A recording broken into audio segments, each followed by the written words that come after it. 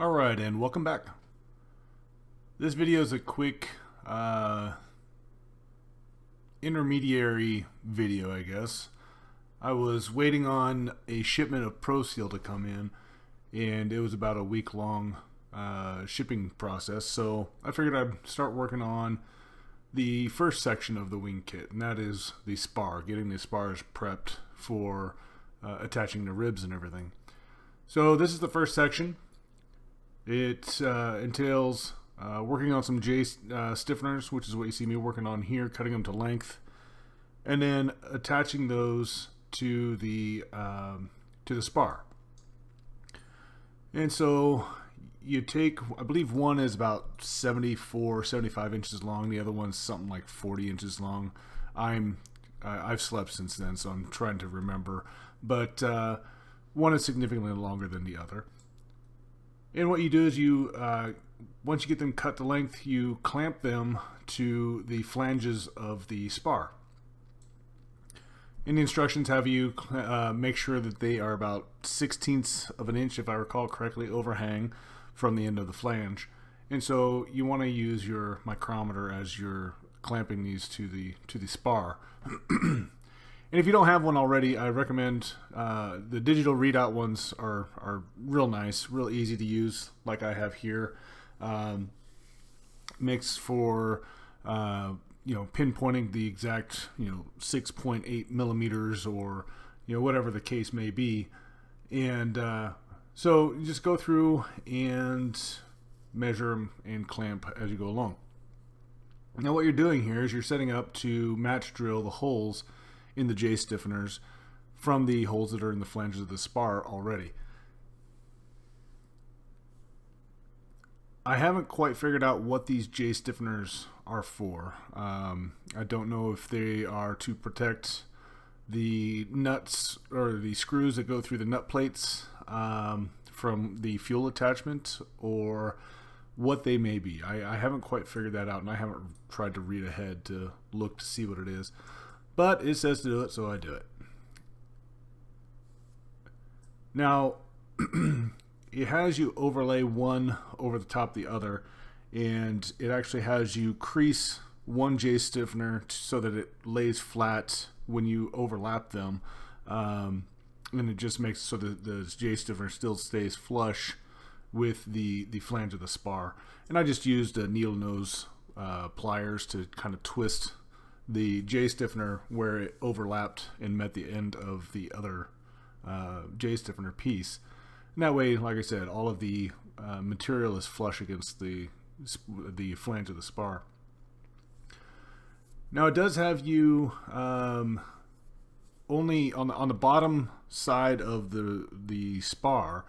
It actually has you not match drill several of the holes, and that's what you see me doing here, is taping over the holes that you're not supposed to match drill.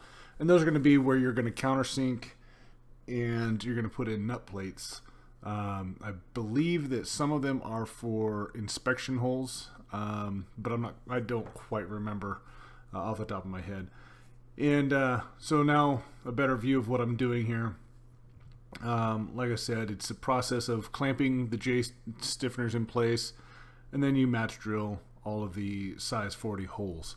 And basically, just as I was going, you want to cleco every hole, basically just to hold the J stiffener in place and make sure you have that 1/16 of an inch overlap from the edge of the flange.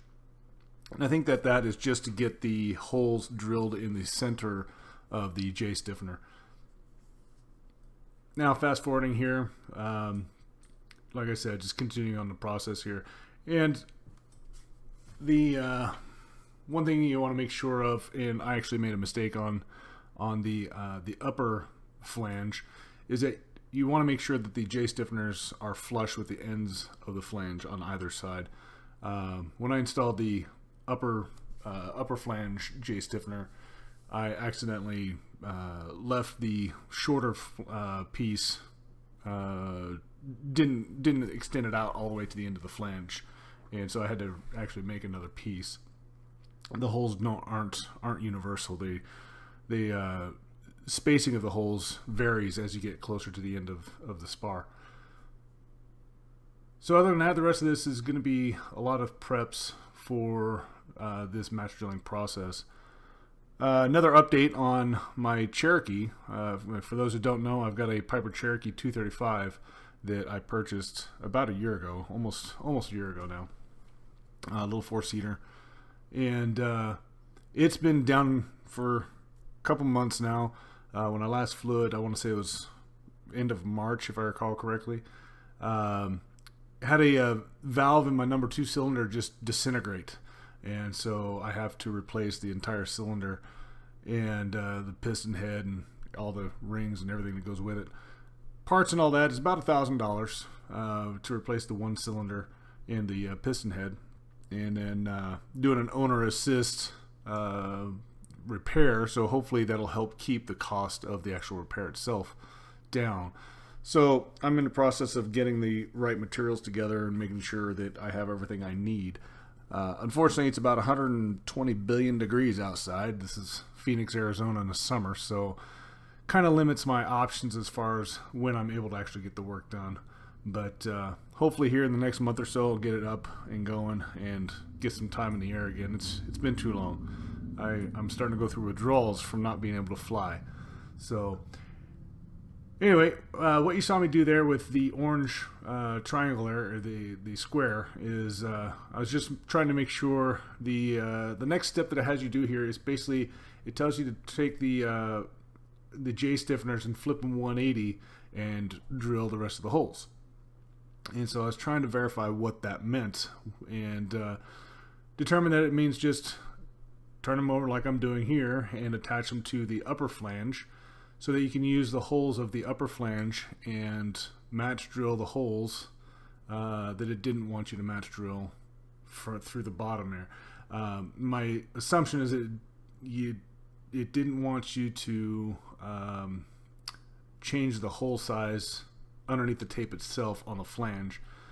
So I'm not quite sure. Like I said, just following the instructions. They said flip it 180 degrees, and I did. So here a little bit better angle of what I'm working on and what I'm doing. This stand that I made, I might modify it a little bit just to give me a little bit better access from the backside here. Those 2 boards on the top there, I think I'm going to cut them down to about half their size. Just take a jigsaw or something and take out some material. They definitely don't need to be quite that beefy. So I think it'll help so that I don't have to worry about flipping the spar around, especially when I get the ribs in place. I think it'll help quite a bit if I do that. So that'll be one of the projects I work on. As you see there, I have a screw that's holding it in place, the spar in place on that far bracket, and I just used angle aluminum to make those brackets, and I drilled a hole in there large enough to hold a lag bolt in place that goes through one of the holes of the spar, and using plenty of washers so that I'm not actually damaging the spar or anything like that. But it makes sure that the spar stays in place, and then on the other side I've got a screwdriver through a hole that prevents it from sliding off. So anyway, I'm going to go ahead and let this video end out here. Again, for those that continue to watch, I appreciate it, and we'll see you next time around.